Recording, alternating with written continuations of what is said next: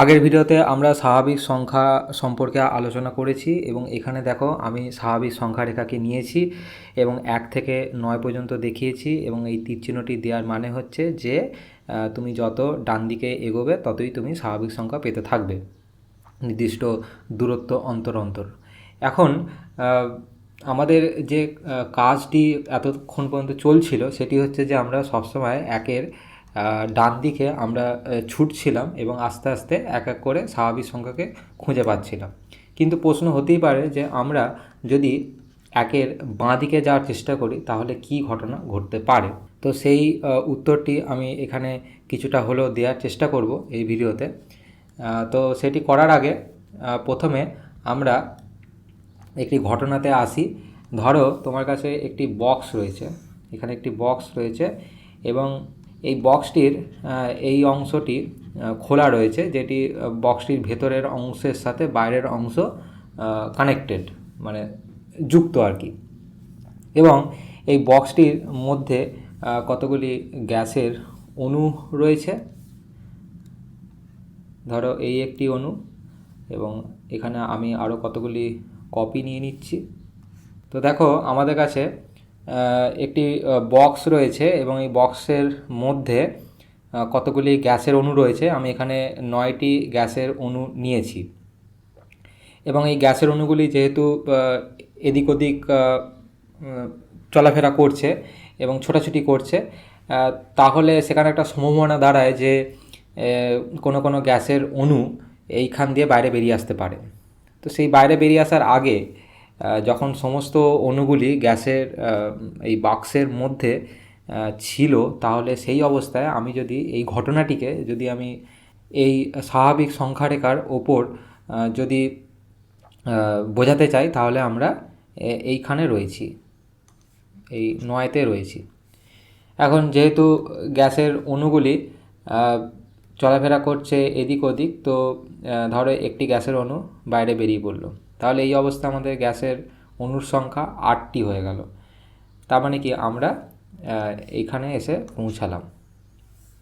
তারপর যদি গ্যাসের অণুগুলি আরও কমতে থাকে, মানে তারা এদিক ওদিক তো চলাফেরা করছে, করতে করতে ধরো এখান দিয়ে বেরিয়ে পড়ছে, তো এই অবস্থায় দেখো আমরা এখন একটি গ্যাসের অণুতে এসে পৌঁছেছি এবং এই ঘটনাটি এই স্বাভাবিক সংখ্যারেখার ওপর এইখানে এসে সেটি বোঝাচ্ছি। এখন এই অণুটিও তো ঘোরাফেরা করছে এদিক ওদিক, তো এটিও যদি কোনোভাবে বাইরে বেরিয়ে পড়ে তাহলে বক্সটি এখন অণুবিহীন হয়ে পড়ল। এখন এই যে কিছুই নেই, মানে কোনো অণুই নেই, এইটিকে যদি একটি ঘটনা বলি তাহলে এই ঘটনাটি আমি কিভাবে এই এখানে যে স্বাভাবিক সংখ্যা রয়েছে এই স্বাভাবিক সংখ্যা দিয়ে আমি বোঝাবো ব্যাপারটা, সেটি আমি পারছি না, তাই না? তো যখন আরও একবার বলি যে বক্সের ভেতর যখন অণু নেই বা অণুবিহীন বা কোনো কিছুই নেই, সেইটিকে যদি একটি ঘটনা মনে করি বা ঘটনা বলি, সেই ঘটনাটি দেখো এই স্বাভাবিক সংখ্যা যত রয়েছে স্বাভাবিক সংখ্যা দিয়ে কিন্তু আর ব্যাপারটি ব্যাখ্যা করা যাচ্ছে না। অপরদিকে আরও একটি উদাহরণ নিয়ে আসি।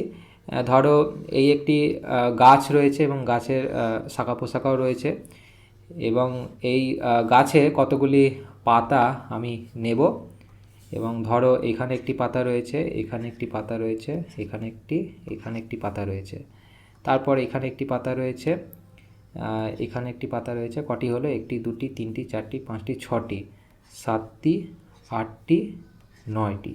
তো 9টি পাতা এখন এই গাছটিতে রয়েছে। এখন ধরো একদিন খুব ঝড় দিল, ঝড় দেওয়ার ফলে, আচ্ছা ঝড়ের আগে এই গাছটিতে 9টি পাতা রয়েছে, তো এই ঘটনাটি আমি যদি আবার এই স্বাভাবিক সংখ্যারেখার ওপর আসি তাহলে এইখানে এখন আমরা রয়েছি।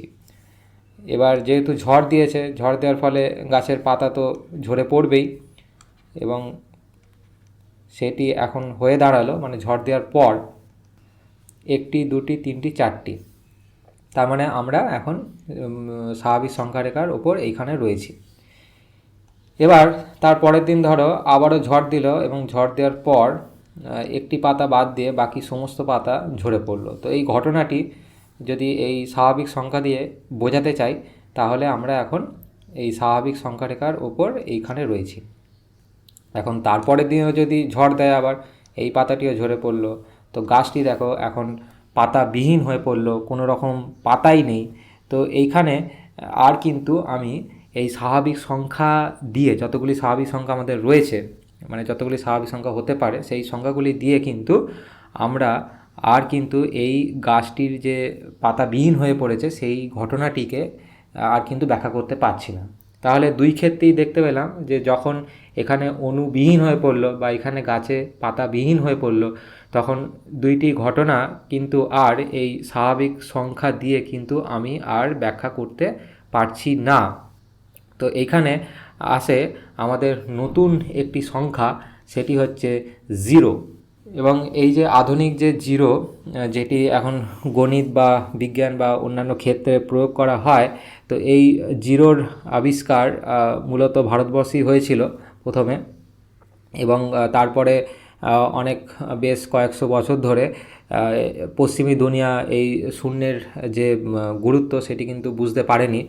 তার একটি সম্ভবত কারণ হতে পারে যে কিছুই নেই, সেই জিনিসটিকে নিয়ে আমরা বেশি মাথা ঘামাবো কেন।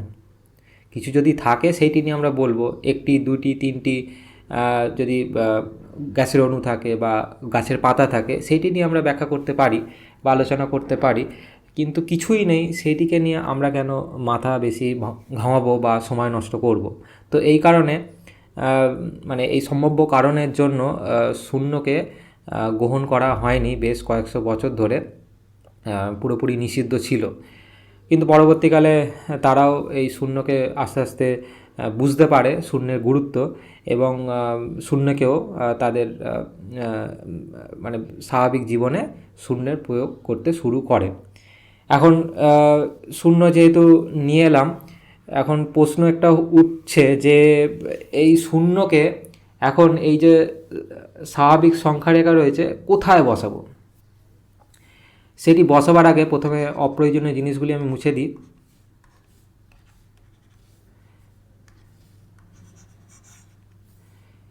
তো আমাদের কাজ হচ্ছে যে এই শূন্যকে এই স্বাভাবিক যে সংখ্যারেখা রয়েছে তাকে তার যথাযথ স্থানে বসানো। এখন তুমি যদি একটু আগে এই গাছ বা এই বক্সের ক্ষেত্রে ফিরে আসো, প্রথমে আমাদের কাছে এখানে 9টি গ্যাসের অণু ছিল এবং এখানে 9টি গাছের পাতা ছিল, অর্থাৎ আমরা এই জায়গায় ছিলাম। এবং আস্তে আস্তে এখানে অণুর সংখ্যা কম ছিল বা এখানে পাতার সংখ্যা কম ছিল। তো তো আমরা 9 থেকে আস্তে আস্তে 8, 7 এই রকম করে করে একটি স্রোতে আমরা ভেসে যাচ্ছিলাম, তাই তো। এবং আস্তে আস্তে আমরা একসময় একে এসে পৌঁছেছিলাম, মানে যখন এখানে অণুর সংখ্যা একটি বা এখানে গাছের পাতার সংখ্যা একটি, তো আমরা এই একে এসে পৌঁছেছি। তো এই যদি দিকটি দেখো বা এই যে স্রোতের গতিটি তুমি যদি দেখো, তাহলে বুঝতেই পারছো যে এই শূন্যের অবস্থান অবশ্যই একের বাঁ দিকে হবে, ডান দিকে কোনোভাবেই হতে পারে না। এবং সেটি এখন করছি। এই স্বাভাবিক সংখ্যারেখাটি 1 থেকে বাঁ দিকে কিছুটা অংশ টানলাম এইদিকে, এবং এইখানে আমি শূন্যকে বসালাম। এবং শূন্যটি বসাবার সময় আমি একটি নিয়ম মেনে চলেছি, সেটি হচ্ছে যে 1 থেকে 0-এর মধ্যে যে দূরত্ব, সেই দূরত্ব যেন 1 থেকে 2 বা 2 থেকে 3 বা 3 থেকে 4 এই দূরত্বগুলির সাথে যেন সমান হয়। এবং শূন্যকে এখানে বসানোর ফলে দেখো এই যে স্বাভাবিক সংখ্যারেখা তৎক্ষণাৎ নিজেকে আপডেট করে সমগ্র সংখ্যারেখায় পরিণত হয়ে গিয়েছে। কেন এই কথাটি বললাম সমগ্র সংখ্যারেখা, সেটি বোঝাবার জন্য এই ছবিটিতে আসো। ধরো আমি একটি বৃত্ত নিলাম, এবং এই বৃত্তটি যে ক্ষেত্রফল জুড়ে যত রকমের স্বাভাবিক সংখ্যা, অর্থাৎ 1 থেকে যত রকমের স্বাভাবিক সংখ্যা হতে পারে, তো সেই স্বাভাবিক সংখ্যা এই বৃত্তের মধ্যে রয়েছে, এবং যেটিকে n দ্বারা প্রকাশ করছি। n মানে সমস্ত স্বাভাবিক সংখ্যাকে বোঝায়।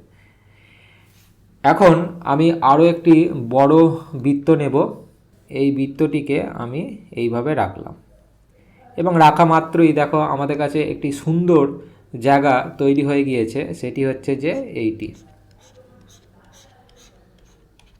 এবং এই জায়গাটিতে আমি যদি শূন্যকে বসাই, আমাদের নতুন অতিথিকে যদি বসাই, তাহলে সেটি হচ্ছে দেখো এখানে শূন্য। তো এবার আমি কি করছি, এবার আমি এই শূন্য মানে এই জায়গাটির সাথে এই যে ছোট বৃত্তটির যে ক্ষেত্রফল, সেই বৃত্তটির ক্ষেত্রফল, দুটি ক্ষেত্রফলকে মানে এই ক্ষেত্রফলটি এবং এই ক্ষেত্রফলটিকে যদি যোগ করি, তাহলে আমরা বড় বৃত্তটির ক্ষেত্রফল পেয়ে যাচ্ছি। তাহলে বড় বৃত্তটির ক্ষেত্রফল বোঝাচ্ছে মানে পুরো এই জায়গাটি বোঝাচ্ছে শূন্য তো রয়েছে তাতে, এবং তার সাথে সমস্ত স্বাভাবিক সংখ্যাও রয়েছে। তাহলে এই যে কালেকশান, এই কালেকশানকে আমরা বলছি সমগ্র সংখ্যা, এবং সেইটিকে আমরা ডব্লু দিয়ে প্রকাশ করি। তাহলে আমরা এখন বলছি যে এই যে শূন্যকে নেওয়ার ফলে এই যে স্বাভাবিক সংখ্যারেখা নিজেকে আপডেট করে সমগ্র সংখ্যারেখায় পরিণত হয়ে গেছে, এবং এই শূন্য এবং সমস্ত স্বাভাবিক সংখ্যার একসাথে যে কালেকশান বা সমষ্টি, মানে এদের যে গ্রুপ, সেইটি কিন্তু এখন আমরা সমগ্র সংখ্যা বলবো। শূন্যকে নিয়ে আসার ফলে অনেক সুবিধা তো হয়েছেই, এবং সবথেকে বড় যেটি সুবিধা হয়েছে আমি অন্তত মনে করি, যে আমাদের যে নাম্বার সিস্টেম, এখনও পর্যন্ত আমরা শুধুমাত্র স্বাভাবিক সংখ্যা সম্পর্কে জেনেছি এবং শূন্য সম্পর্কে জেনেছি। তো শূন্য জানার আগে আমাদের কাছে যে স্বাভাবিক সংখ্যা ছিল সেইগুলি হচ্ছে 1, 2, 3, 4, 5, 6, 7, 8, 9 এই পর্যন্ত লিখলাম আপাতত। এবং আমি যদি 9-এর পর যদি 10 লিখতে চাই, তাহলে দেখো একটি শূন্যের প্রয়োজন হচ্ছে, এবং এই শূন্য কোথা থেকে পাচ্ছি না এইখান থেকে। এবং এখন যদি এই শূন্য থেকে 9 পর্যন্ত এই 10টি সংখ্যাকে যদি আমাদের খাতায় রাখি, তাহলে দেখো এই সংখ্যাগুলিকে দিয়ে মানে বিভিন্নভাবে সাজিয়ে একে অপরের সাথে আমরা কিন্তু যে কোনো স্বাভাবিক সংখ্যা কিন্তু এখন লিখে দিতে পারি। আগে কিন্তু আমরা যদি শূন্য যদি না জানতাম, তাহলে কিন্তু 10 লেখা সম্ভব নয়। এইভাবে 10 লেখার জন্য তখন কিন্তু নতুন চিহ্ন কিন্তু আবিষ্কার করতে হতো। কিন্তু এখন যেহেতু শূন্য আমাদের হাতে রয়েছে, তাহলে এই শূন্য আর এককে নিয়ে আমরা কিন্তু এখন 10 গঠন করতে পারছি বা লিখতে পারছি। একইভাবে 20-তে যখন যাবে, তখনও তোমার একটি শূন্যের প্রয়োজন হবে। 30, 40, 50, 60, 70, 80, 90, 100-তে যখন যাবে, তখন দুটি শূন্যের প্রয়োজন হবে। তো বুঝতেই পারছো যে শূন্যকে নিয়ে আসার ফলে আমাদের যে নাম্বার সিস্টেম সেটি কতটা সহজ হয়ে পড়লো। এবং এখন আমরা শুধুমাত্র এই শূন্য আর এই 9 পর্যন্ত সংখ্যাগুলি, স্বাভাবিক সংখ্যাগুলি, বা শূন্যকে স্বাভাবিক সংখ্যা বলা হয় না, তো এই সংখ্যাগুলির মাধ্যমে আমরা কিন্তু এখন যে কোনো স্বাভাবিক সংখ্যা গঠন করতে পারি। তো এটি একটি বিশাল বড় সুবিধা হয়ে গেল। এবং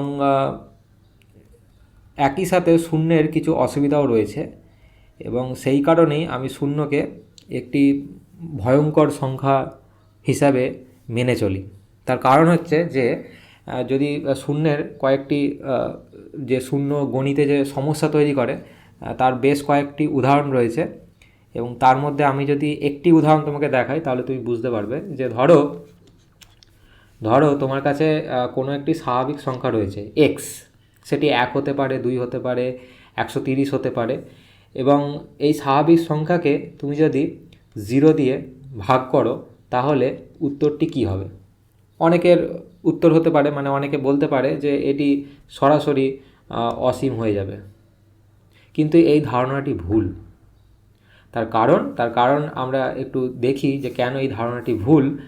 ধরো আমি x যেহেতু যে কোনো স্বাভাবিক সংখ্যা, তো x-এর জায়গায় আমি 1 নিতেই পারি, এবং 1 যদি নিই, তাহলে দেখো আমাদের কাছে এই সমীকরণ অনুযায়ী আমরা লিখতে পারি 1/0 সমান সমান অসীম, এবং আমরা লিখতে পারি 1 সমান 0 গুণিতক অসীম।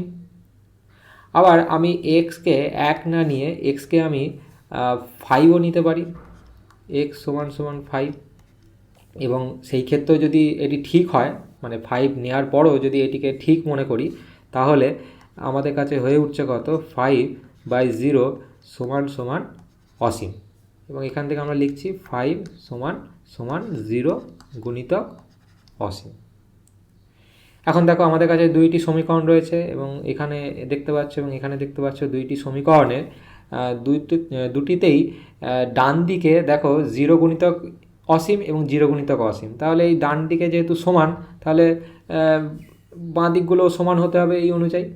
তাহলে আমরা লিখতে পারি 1 সমান সমান 5 এবং রেজাল্টটি দেখতে পাচ্ছ যে সম্পূর্ণ অবাস্তব। কারণ স্বাভাবিক সংখ্যা আমরা বাস্তবতাকে দেখে কিন্তু তৈরি করেছি। 5টি গাছ, একটি গাছ, 5টি বল, একটি বল, সেইগুলি কিন্তু একে অপরের সাথে সমান হতে পারে না। এক কখনোই 5-এর সাথে সমান হতে পারে না। তার মানে আমরা একটা অবাস্তব ফলাফলে এসে পৌঁছাচ্ছি এবং তার মূল কারণ হচ্ছে যে আমরা যে এই যে জিনিসটিকে ধরেছিলাম, এই জিনিসটি অর্থাৎ x/0 সমান সমান অসীম, এইটিই কিন্তু ভুল ছিল। এই ভুলভাল ধরার জন্যই কিন্তু এখানে 1 সমান সমান 5 এই ফলাফলটি আসছে। তাহলে x/0 আমরা সমান সমান কী হতে পারে, মানে কি লেখা হয়, এটি লেখা হয় x/0 লেখা হয় আনডিফাইন। আনডিফাইন মানে অসংজ্ঞায়িত। তো এখানে এই উদাহরণের মাধ্যমে তুমি বুঝতে পারলে যে শূন্য কিন্তু একটি সমস্যাও তৈরি করছে। এছাড়া আরও অনেক উদাহরণ তুমি পেয়ে যাবে যেখানে শূন্য কিন্তু গণিতকে বেশ ভালো মতো চ্যালেঞ্জ করে।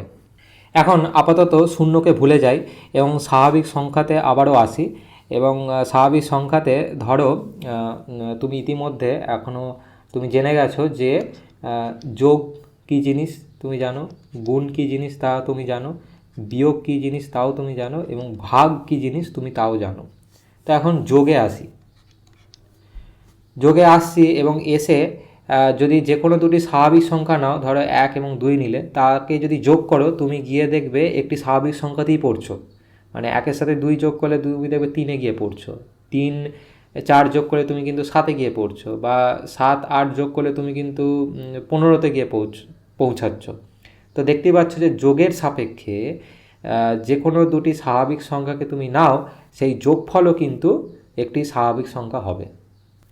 একইভাবে গুণের ক্ষেত্রে যদি আসা হয়, যে কোনো দুটি স্বাভাবিক সংখ্যা নাও, এখন শূন্যের কথা কিন্তু বলছি না, এখন স্বাভাবিক সংখ্যার কথা বলছি। যে কোনো দুটি স্বাভাবিক সংখ্যা নাও এবং স্বাভাবিক সংখ্যা দুটিকে গুণ করো, দেখবে গুণফলটিও দেখবে একটি স্বাভাবিক সংখ্যা হয়েছে। অর্থাৎ স্বাভাবিক সংখ্যা রেখাতেই তুমি খুঁজে পাচ্ছ সেটিকে। এমনকি তুমি যদি 2-এর সাথে 2 মানে নিজের সাথে নিজের যদি গুণ করে দাও, সেই ফলাফলটিও দেখবে একটি স্বাভাবিক সংখ্যাই হচ্ছে। তাহলে যোগ এবং গুণ কোনো রকম সমস্যা তৈরি করছে না স্বাভাবিক সংখ্যা রেখার ওপর। কিন্তু যখন আমরা বিয়োগে আসি তখন কিন্তু একটি সমস্যা তৈরি হয়ে যায়। সেই সমস্যাটি হচ্ছে, আমরা প্রথমে আসি, ধরো আমরা এখান থেকে 4কে নিলাম এবং 3কে নিলাম। তো 3-4-এ যদি বিয়োগ করি তাহলে দেখো আমি আবার কিন্তু স্বাভাবিক সংখ্যাতে পৌঁছাচ্ছি। বা 6 নাও, 5 নাও, 6-5 বিয়োগ করো তুমি 1-এ এসে পৌঁছাচ্ছ। বা 6কে মানে 6 থেকে 3 যদি বিয়োগ করো 3 পাচ্ছ, 3-এতেই আবার পৌঁছাচ্ছ। তাহলে বিয়োগফলের কিছু অংশে তুমি দেখতে পাচ্ছ যে বিয়োগফলও কিন্তু স্বাভাবিক সংখ্যা রেখার উপর থাকছে। কিন্তু যদি বিয়োগফলের ক্ষেত্রে তুমি যদি একটি স্বাভাবিক সংখ্যা নাও, আবার ওই স্বাভাবিক সংখ্যাটি নাও এবং তার মধ্যে বিয়োগ করো 2 - 2 যদি উদাহরণ হিসাবে নিই, এবং এই বিয়োগফলটি দেখো, আর মানে যে বিয়োগফলটি হবে সেটি কিন্তু আর তুমি এই স্বাভাবিক সংখ্যা রেখার ওপর কিন্তু আর খুঁজে পাবে না। তখন কিন্তু তোমার জিরোর প্রয়োজন হবে। তাহলে বুঝতে পারলে জিরোর কত ক্ষমতা বা জিরো কিভাবে সাহায্য করছে।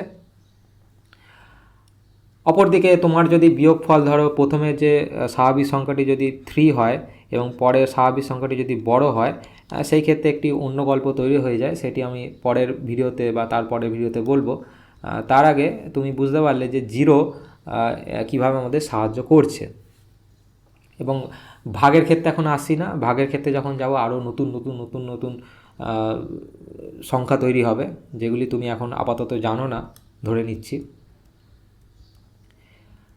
এখন একটি বিশেষ ক্ষেত্রে আসি, সেটি হচ্ছে যে জিরোর কিছু ধর্ম আমি আলোচনা করছি। প্রথম যে ধর্ম যেহেতু এখন আমরা শুধুমাত্র জিরো এবং স্বাভাবিক সংখ্যা নিয়ে আলোচনা করেছি, তো আমাদের আলোচনাগুলি স্বাভাবিক সংখ্যা এবং জিরোর মধ্যে বা সমগ্র সংখ্যার মধ্যে কিন্তু সীমাবদ্ধ থাকবে। তো জিরো সাথে যদি তুমি কোনো সমগ্র সংখ্যা বা জিরো বা স্বাভাবিক সংখ্যা যদি গুণ করো, ধরো একটি স্বাভাবিক সংখ্যা নিলাম 6, তাহলে গুণফলটি হবে 0। তাহলে দেখো গুণের সাপেক্ষে শূন্য এতই শক্তিশালী যে তুমি শূন্যের সাথে যাই গুণ করো না কেন, যাই স্বাভাবিক সংখ্যা বা এমনকি শূন্য গুণ করো না কেন, শূন্য কিন্তু নিজেকে অপরিবর্তিত রাখছে, তুমি শূন্যই পাচ্ছ। তো গুণের সাপেক্ষে শূন্য একটি অত্যন্ত শক্তিশালী সংখ্যা। অপরদিকে আমি যদি যোগের ক্ষেত্রে আসি, এর আচরণটা হয়ে যায় পুরোপুরি উল্টো। ধরো কোনো স্বাভাবিক সংখ্যা কি 0, যদি সমগ্র সংখ্যার মধ্যে বলি, ধরো একটি 7 নিলাম এবং এই যোগফলটি দেখো আমাদের 7 হয়। তাহলে দেখো যোগের সাপেক্ষে সম্পূর্ণ উল্টো আচরণ করছে। মানে গুণের সাপেক্ষে, মানে গুণের সাপেক্ষে 0 যতটা শক্তিশালী হচ্ছিল, যোগের সাপেক্ষে 0 কিন্তু ততটাই কিন্তু মানে দুর্বল, তাই না? কারণ জিরোর সাথে তুমি যখন কিছু জিনিস যোগ করবে, তখন কিন্তু তুমি শূন্যকে কিন্তু হারিয়ে ফেলবে। শূন্য তার নিজের কোনো রকম ধর্ম কিন্তু আর রাখতে পারবে না। সে সম্পূর্ণ নিজেকে সেই স্বাভাবিক সংখ্যা বা সেই সংখ্যাকে দিয়ে দেবে তার নিজস্ব ধর্ম, তুমি আর তাকে আর খুঁজে পাবে না। অপরদিকে বিয়োগের ক্ষেত্রে যদি আসি, ধরো 7কে আবার নিলাম, তার সাথে 0 বিয়োগ করলাম। তো এই ক্ষেত্রে দেখো একই আচরণ হচ্ছে যোগের ক্ষেত্রে যেমন হচ্ছিল, এখানেও কিন্তু 0 অত্যন্ত দুর্বল, খুবই দুর্বল, এবং বিয়োগ করার পরে তুমি 0কে আর পাবেই না। তো এখানে উত্তর হচ্ছে 7। এবং ভাগের ক্ষেত্রে যদি আসি, ধরো কোনো একটি স্বাভাবিক সংখ্যা নিলে 8 এবং যদি ভাগ করো, তো এইটি কি হতে পারে সেটি তো একটু আগেই আলোচনা করলাম। তো এই যোগ বিয়োগ গুণ ভাগের সাপেক্ষে আমি কতগুলি ধর্ম আমি শূন্যের ক্ষেত্রে বললাম, এবং এখান থেকে এই আলোচনা থেকে তুমি আশা করি শূন্য সম্পর্কে কিছুটা হলো ধারণা নিয়েছো, যে শূন্য একটি মাঝে মাঝে খুব সাহায্য করে, আবার মাঝে মাঝে খুব ভয়ঙ্কর হয়ে ওঠে। তো আমরা এখন পরবর্তী ভিডিওতে আমরা যেটা করব সেটি হচ্ছে যে শূন্যের আরও বাঁ দিকে যাওয়ার চেষ্টা করব এবং সেখানে কি ঘটনা ঘটছে সেইগুলি আমরা লক্ষ্য করব।